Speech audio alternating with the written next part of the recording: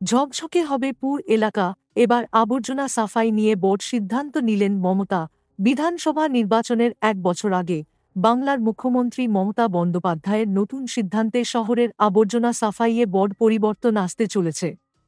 রাজ্যের পুর এলাকায় সঠিকভাবে আবর্জনা পরিষ্কারের জন্য মুখ্যমন্ত্রী সরাসরি পুর ও নগরোন্নয়ন দপ্তরকে দায়িত্ব দিয়েছেন। এই সিদ্ধান্তের মাধ্যমে শহরাঞ্চলে আবর্জনা সাফাই আরও কার্যকরী এবং স্বচ্ছ হবে, এমনটাই আশা প্রকাশ করেছেন বিশেষজ্ঞরা। রাজ্য সরকারের সরাসরি হস্তক্ষেপ। রাজ্যের বিভিন্ন পুর এলাকায় সলিড ওয়েস্ট ম্যানেজমেন্টের ব্যবস্থা থাকলেও অনেক জায়গাতেই সঠিকভাবে আবর্জনা পরিষ্কারের কাজ হয়নি, যার কারণে দূষণ ছড়িয়ে পড়ছে এবং নাগরিকদের নানা সমস্যায় পড়তে হচ্ছে। বিভিন্ন পৌরসভাগুলিকে বারবার সতর্ক করা হলেও কার্যকরী পদক্ষেপ নেওয়া হয়নি।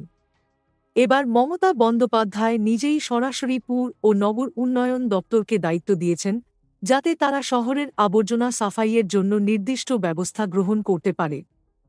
নতুন উদ্যোগের সুফল সৌন্দর্যায়ন ও পরিষ্কার শহর। মুখ্যমন্ত্রী জানিয়েছেন, এখন থেকে পুর এলাকার সৌন্দর্যায়নও আরও ভালোভাবে করা হবে। সঠিকভাবে আবর্জনা সাফাই হলে নাগরিকদের যে অভিযোগ ছিল তা অনেকাংশে কমে যাবে।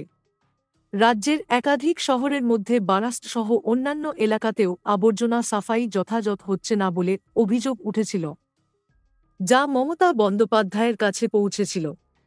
এইসব অভিযোগের ভিত্তিতে তিনি এমন সিদ্ধান্ত গ্রহণ করেছেন। বিধানসভা ভোটের আগে মাঠে তৃণমূল। অনেকের মতে, বিধানসভা ভোটের ১ বছর আগেই তৃণমূল তার পঞ্চায়েত কর্মসূচি চালু করতে চাইছে, যাতে শহরাঞ্চলে তৃণমূলের ভোট ব্যাংক শক্তিশালী হয়। যদিও অনেকেই মনে করেন এই সিদ্ধান্তের উদ্দেশ্য মূলত সাধারণ মানুষের উপকারিতার জন্য, অবশেষে পুর এলাকায় সঠিকভাবে আবর্জনা পরিষ্কারের উদ্যোগ নেওয়া হলে জনগণের দৈনন্দিন জীবনযাত্রা অনেক সহজ হবে।